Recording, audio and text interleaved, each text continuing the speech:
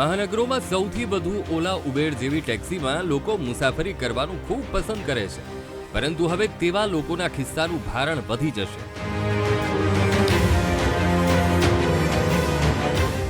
કારણ કે 6 દિવસની હડતાળ પછી ઓલા કંપનીએ ટેક્સી ડ્રાઈવરોની ભાડા વધારાની માંગ સ્વીકારી લીધી છે.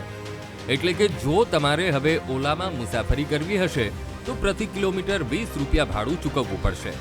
બીજી તરફ ઓલા કંપનીએ માંગ સ્વીકારતા ટેક્સી ડ્રાઈવરોમાં ખુશી જોવા મળી.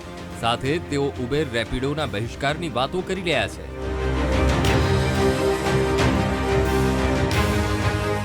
6 દિવસ કોન્સ્ટન્ટ સ્ટ્રાઇક કરી. એની અંદર અમારે જે બી ડિસિઝન આવ્યું બધા ડ્રાઈવર ભાઈઓનું મળીને સંમતિથી બરોબર છે. તેની અંદર અમે લોકો એવું બધા ડ્રાઈવર ભાઈઓ નક્કી કર્યું છે કે ખાલી ઓલા ચલાવવામાં આવશે. ઉબેરને અમે બાયકોટ કરીએ છીએ અમારા સ્વેચ્છાએથી, અને રેપિડો બાયકોટ કરીએ છીએ. ઓલા સિવાય કોઈ એપ્લિકેશનમાં કામ કરવાનું નથી, અને ઓલા જ ચાલશે. કારણ શું? કારણ બસ એ જ છે સર, અમારે પૂરતું ભાડું અમને મળતું નથી ઉબેરની અંદર, રેપિડોની અંદર. જે ગવર્મેન્ટે અમારું ભાડું નક્કી કરેલું છે 20 અને 25 રૂપિયા પર કિલોમીટરના, એ અમને મળતા નથી. અમને 8 રૂપિયા 9 રૂપિયાના ભાવ આપે છે ઓલા ઉબેર કંપની, રેપિડો કંપની. એટલે અમે અમારે સ્વેચ્છાએથી બધા ડ્રાઈવર ભાઈઓએ નક્કી કર્યું છે કે ઓલા સિવાય કોઈ વસ્તુમાં કામ કરવાનું નથી. માત્ર ઓલા દ્વારા જ ટેક્સી ડ્રાઈવરોની માંગ સ્વીકારવામાં આવી છે. ઉબેર રેપિડો દ્વારા માંગ સ્વીકારાઈ નથી, જેથી તેમની સામે આંદોલન હજુ ચાલુ રહેશે. જો કે આ હડતાળના કારણે अनेक मुसाफिरों ने तकलीफों पण भोगवी पड़ी थी. हमने उबेर बुक किया ऑटो.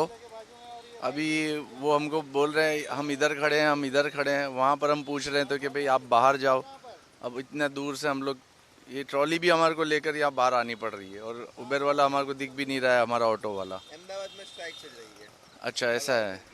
अच्छा इसलिए तो फिर इन लोगों को ओला उबेर को वो पोर्टल के ऊपर उसको रखना नहीं चाहिए था, वो बुक भी नहीं होना चाहिए था. उसने कंफर्म करा, हमको ओटीपी भेजा, तो फिर वो तो मुनासिब बात नहीं है ना.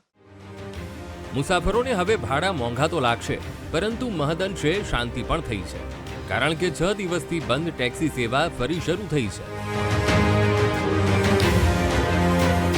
જો કે તમામ ટેક્સી સેવા ક્યારે શરૂ થાય છે તે કહેવું મુશ્કેલ છે, કારણ કે અન્ય કંપનીઓ ભાવ વધારો ક્યારે આપે છે તે નક્કી નથી.